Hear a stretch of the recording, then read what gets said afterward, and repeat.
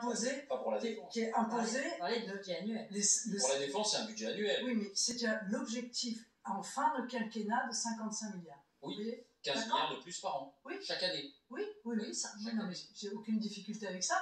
Mais ce que je veux dire, c'est que là, vous mélangez des recettes qui sont annuelles avec des dépenses qui sont quinquennales. Vous voyez, par exemple, justice et police, la grande loi de programmation police-justice que je veux mettre en œuvre, c'est une loi de programmation sur 5 ans. Donc c'est 7 milliards et demi pour faire quoi? Parce que c'est ça qui est important. C'est 1,5 milliard par an. C'est pour embaucher des magistrats, parce qu'on n'a pas assez de magistrats, et ça pose un énorme problème. On a quasiment, à peu de choses près, le même nombre de magistrats qu'en 1900, quand on était 37 millions d'habitants. Vous voyez pourquoi la justice est... Quand vous citez les chiffres d'augmentation d'effectifs de police et de magistrats, 1,5 milliard par an, c'est pas possible.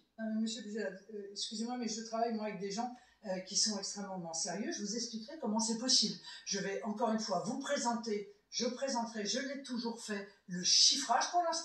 Pour l'instant, personne ne m'a dit quoi que ce soit. Vous voyez, j'ai présenté, d'accord, enfin on est à 6 semaines, mais je crois avoir été celle qui a présenté aux Français le plus grand nombre de projets de loi déjà rédigés, le plus grand nombre de mesures chiffrées.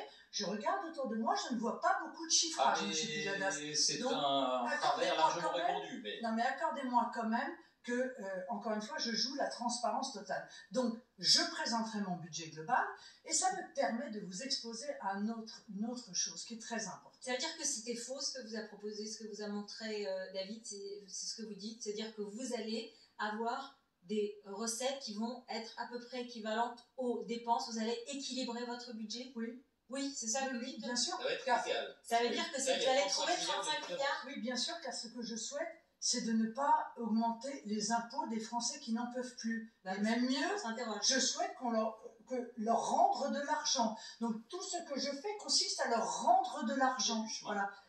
Non, mais ne soyez pas homme de peu de foi, ne soyez pas pessimiste. Je vous assure qu'une autre politique est possible. Ne croyez pas que parce qu'on a toujours demandé des sacrifices aux Français, qu'on leur a toujours demandé de payer plus, toujours demandé de travailler plus, etc. Il n'y a pas d'autre moyen de faire. Il y a une autre La question, Marine Le Pen, c'est est-ce que ça n'est pas démagogique? Est-ce que vous ne faites pas des propositions qui sont démagogiques? C'est-à-dire que vous promettez, et puis une fois...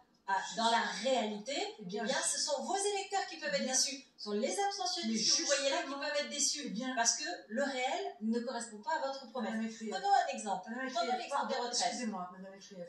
Je pense que vous pourriez réserver ces critiques à ceux qui ont déjà été au pouvoir.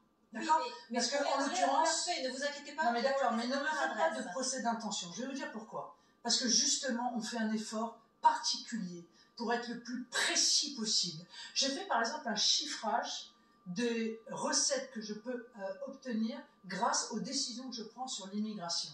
Eh bien, ils ont été passés au crible de l'Institut Montaigne, qui, avec un biais différent, arrive à un résultat sensiblement différent, mais sur les chiffrages, ils considèrent que nous avons parfaitement chiffré les mesures. Donc, laissez-moi le bénéfice du doute, au moins une dizaine de jours, une quinzaine de jours, le temps que je vous présente mon projet, parce qu'on peut être en équilibre. Ça dépend des choix que l'on fait. Moi, je fais des choix qui sont clairs, qui sont rendre leur pays aux Français, rendre leur argent aux Français. C'est votre slogan, c'est normal. Mais l'exemple des retraites, effectivement, c'est tout à fait significatif.